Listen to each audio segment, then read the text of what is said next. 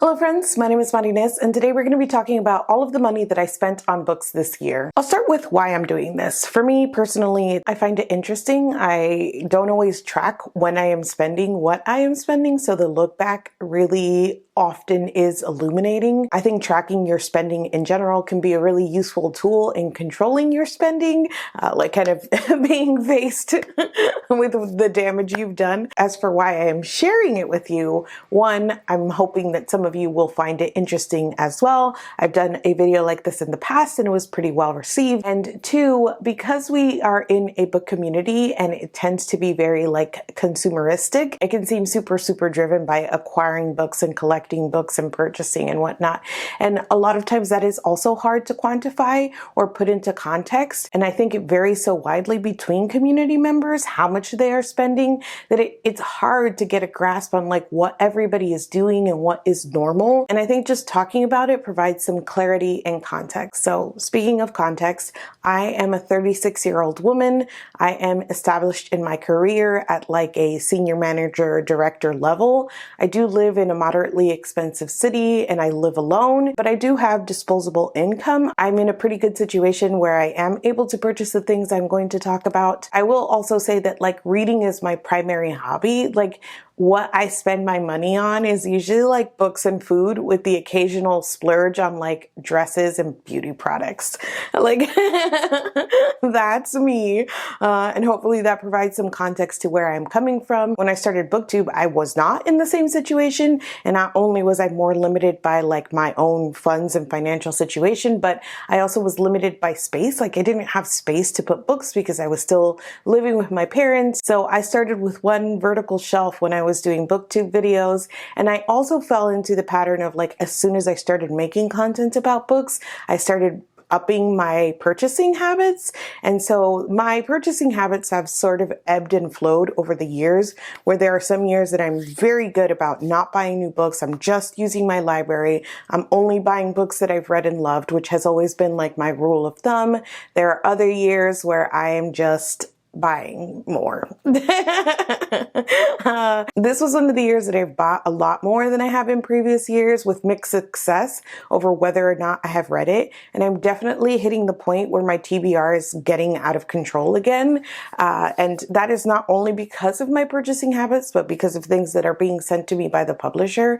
So I have a feeling that 2023 is going to be a reckoning year, which is part of the reason that I sat down and did this. I didn't track throughout the year. I tracked like after the fact. So this is not like down to the penny. There are some areas where I'm making best guesstimates and whatnot, but all of those qualifiers out of the way.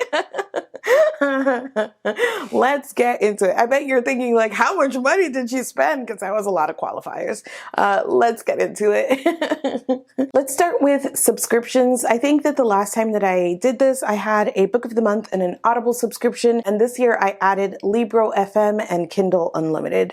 So for my Book of the Month, I spent $223.48.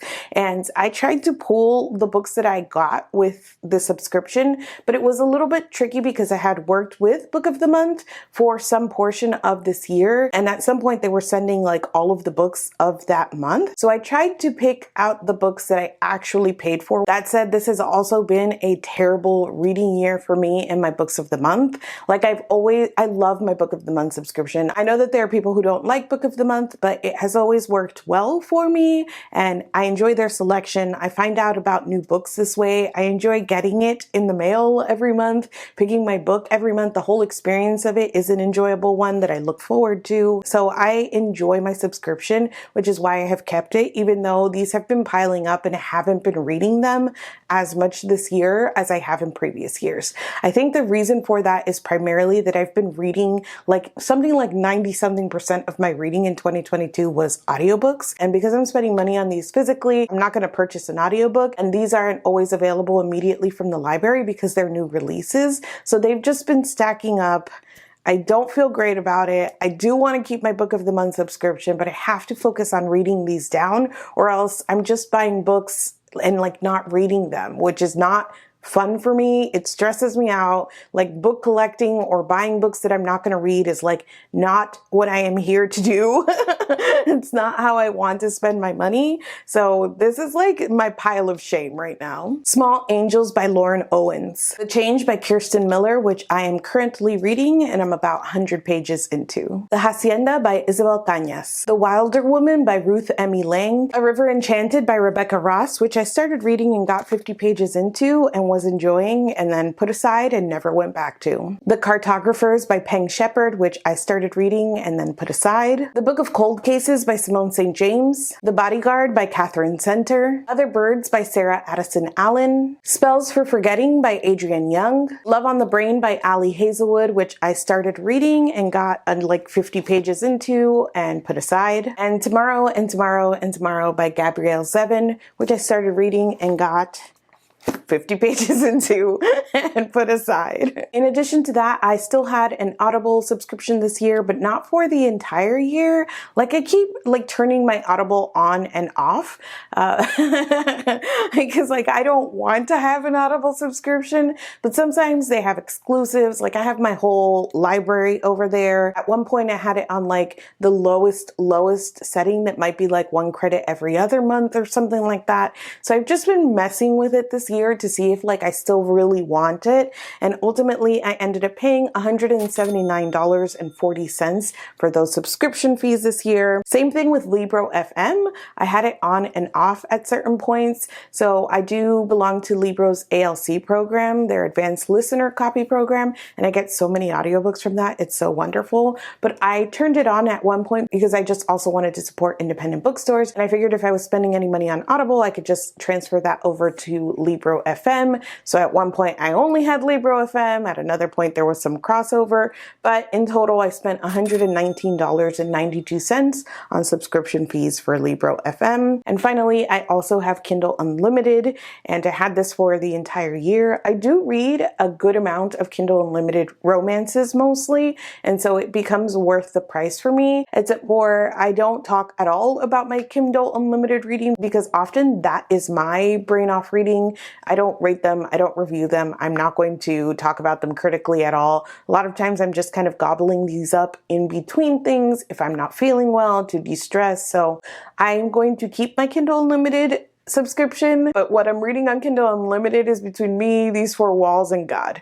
And I spent $119.88 on Kindle Unlimited. Okay, so those were all of my subscriptions, and now we're moving into like purchasing books from Barnes & Noble and Amazon. I bought a lot more from Barnes & Noble this year than I have in like recent years, and this is mostly due to TikTok. So I make these TikToks that are like bookstore reviews basically, where I'm just showing different books and like doing a quick line or two review on them. I love making these. They do really well on YouTube Shorts and on TikTok, and so I've just been in physical Barnes & Nobles much more this year than I ever have. I again tracked this after the fact, so I know that some of the spending is also like on food in Barnes & Noble. It's like on Starbucks and a drink, well, like, you know, that whole jazz. I don't know how much of it. So this is inflating what I actually spent there, but it's fine. I'm just kind of lumping it all together inside of my Barnes & Noble spending. I tried to put together and remember as best I could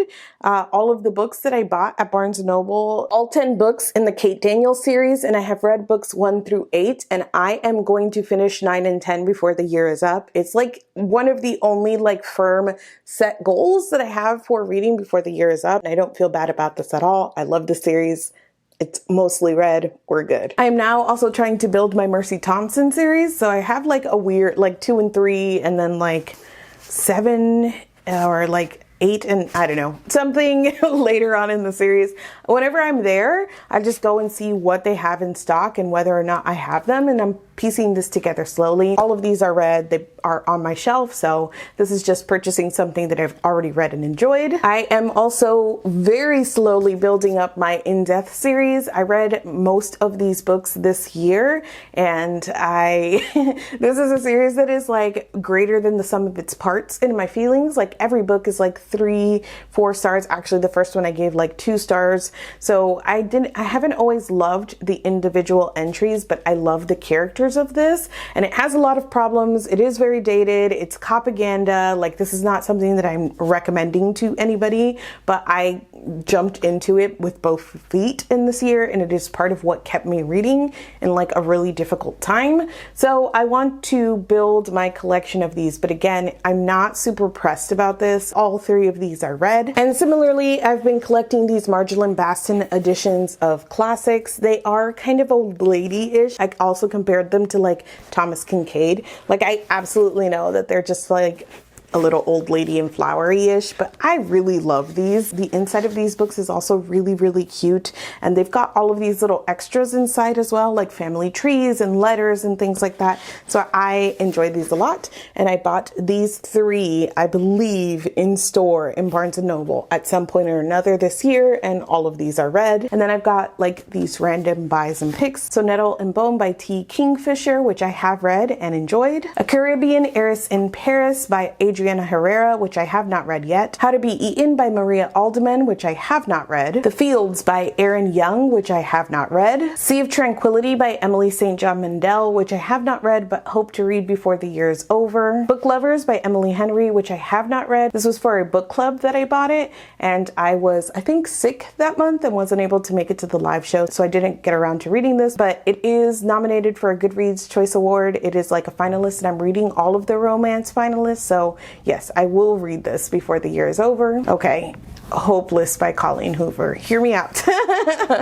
This was way early this year before I had read my second Colleen Hoover. I had only read Slammed many years ago and I hated it. But this was actually like, I was kind of suckered a little bit. Not suckered. I just, you know, I was at the table, the book talk table, and I think I was like recording footage to make one of those videos. And a woman came up to me. She's like, "Oh, are you on book talk?" And I was like, "Yeah, I am." And so we just started talking about like book talk books or whatever. And we were at the table, so we were pointing different things out. It was like really nice conversation. And she goes, "How about Colleen Hoover?" And I was like, "No, like I read Slammed. I hated it." She's like, "Listen, I also read Slammed and I hated it, but this one, Hopeless, is her best one. Like, you have to give it a try." And I was like, "I don't know." And she's like, "Trust me. Like, I also hated Slammed, and I've hated," and she pointed another one out that she didn't like either, but she's like, "Hopeless is the way to go. I loved it. It was the best one." So like in talking to her, I was like, okay, I'll give it a try, and I picked it up or whatnot, and I actually bought it and walked away with it. So to my bestie in Fort Lauderdale, whose name I didn't even catch, even though she was super lovely, this one's on you. I have not read it, but since then I did read a different Colleen Hoover for a different challenge. So I read It Ends With Us and I hated it. And so now I'm more convinced that the problem is actually Colleen Hoover and there's nothing that she will write that I will enjoy. But now I have a copy of this, so, you know. And then also this year, I read all of the Hugo nominated novels and novellas, the finalist. And so I bought a few of these in Barnes & Noble. And so I bought Elder Race, which I read, and Light from Uncommon Stars, which I have also read. All of that cost me $383.20, give or take a caramel frappuccino. And finally, we have money that I spent on Amazon. So first is a shame category for me. When I saw this, I was like, really, this was another thing that like surprised me, and it's good why I track, because I was like, why am I doing this? But it is ebook orders. So I bought a bunch of ebooks, but I haven't read them, one, and two, they're all books that I am interested in reading like critically or hate reading or something like that. So I don't know what this pattern is or why, like I get it into my head like, oh, that's like a book that I want to like pick apart. I want to do a critical reading of, and I end up buying it on Amazon as an ebook and then never reading it. It's a pattern. So the fact that I spent $59.90 on all of these and I have only read one that also doesn't fall into that category is wild to me. So I did buy Babel and I read that one, but otherwise I bought A Forbidden Fate, and this is from a book talker who is a mutual of mine, and I'm just curious about it. I don't know if I'm going to review it or not, or like, I just am curious about the story. The Night and Its Moon by Piper CJ Piper, I don't know. I will put the cover here, which I have already started reading, and it is so terrible that I I don't know what to do with it, honestly. The writing itself is actually painful to get through, and I don't know how much of this I can subject myself to. So that one is unread, not because I haven't tried. Like I have been actively reading this for a long time, and it is so bad that it's a slog. Then we have The American Roommate Experiment. This is by Elena Armas, who wrote The Spanish Love Deception, which I hated.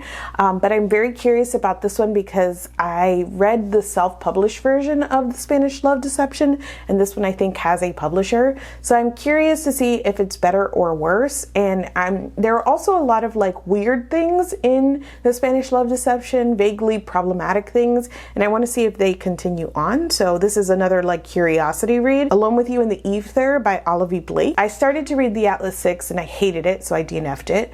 But I heard somebody talking about this in a way that, again, I just let myself be convinced that maybe this one would be better, because it was a reviewer I trust talking about like how lovely this is, how beautiful the writing, how it really is like a character study about like messy characters falling in love. And I was like, that sounds right up my alley. Like maybe the fantasy wasn't my jam, but I can give this a try. And I did start this, and immediately I was like, this is a joke. The writing is so pretentious, and not only is it pretentious, it literally does not make sense at points. It is just flowery for the sake of being flowery. And I'm like sitting there reading this and wondering to myself like how, like the words do not make sense because they're just strung together to be like, look how smart. I don't know. I did not enjoy the like 5 pages of that I read. So I don't know if that's like a DNF, but there it is. I spent more money on that. The Falling by Anna Todd, which I had with like the thought of doing like recaps somewhere at some point, but I have not started that. And then these last two were just like genuine buys. So Content Warning by Akweke Emezi. I read Pet by Emezi last month and I really enjoyed it, so I would like to read all of their books. And then Make a Scene by Mimi Grace, which was also a buy because of a review. And finally I have actual physical books that I purchased from Amazon, which totaled $323.88. As part of the Hugos, I bought all of the books in the Wayward Children series because I was going to read them all. It was very ambitious of me before I got to the one that was nominated this year. So I have read Every Heart a Doorway and the last one. I have not read the middle ones. So and I now own all of these. Most of them go onto my TBR. A Memory Called Empire and A Desolation Called Peace by Arkady Martine. I really enjoyed both of these. I want to reread them sooner rather than later, even though I just kind of read them. But I think that I will appreciate these even more on reread, so these are on my shelf. A Spindle Splintered by Alex E. Harrow. A Song for the Wild Built by Becky Chambers. And Fireheart Tiger by Aliette de Bodard. And I've read all 3 of those and they are on my shelves. And then we've got 4 books that I had read previously and wanted to own copies of. These are ones that I just kind of threw in with orders. I have a wish list of books that I've read and want to own a copy of, and when I am able, like I'll throw one in here and there. Born by Jeff Vandermeer, and I rated this like 3 or 3.5 stars when I read it, but I think about this all the time and I talk about it pretty frequently. So this is definitely one that I want to reread and I have wanted for my shelves for a while. Barracoon by Zora Neale Hurston. The First Sister by Lyndon A. Lewis, which I reread this year with House Salt and enjoyed it as much the second time as I had the first time. And Osmo Unknown and the 8 Penny Woods by Catherine M. Valenti, which I love everything that Valenti writes. In total, I spent $1,409.66 on books this year, give or take some dollars. And broken up monthly, which makes me feel a little bit better about that, is $117.47. So I'm spending just over $100 every month on books. And then if you consider that I will end up reading somewhere in like the 140 book realm this year, that's not including Kindle Unlimited. So let's just say 140 books, but it's probably more. It's about $10 a book. Even though I didn't pay for all of the books that I read this year, if I associated a cost with like books read, I'm essentially spending $10 for every book that I read. It's a little bit higher than I would like it to be, but when I rationalize it to myself that way and see the cost per book and the spending that I'm doing monthly, plus thinking about like this being my primary place where I spend money and my main hobby, like it's okay. It's a little higher than I would like it to be, and I wish I were like a little more consistent consistent with reading these. Like it's kind of half and half in terms of like where I'm buying and if I'm actually reading them. So I'd like to make some adjustments to that behavior in terms of making sure that I am reading what I buy and like cutting the habits of like buying things where I'm not reading them. That was very circular, but you guys get what I mean. That's it from me today. I would love to talk to you guys about like your spending habits. You don't have to share numbers or anything like that, but just generally like where you spend money on books, if you spend money on books, if you track it. Let's chat down in the comments. Thank you so much for watching this video, and I will see you guys soon.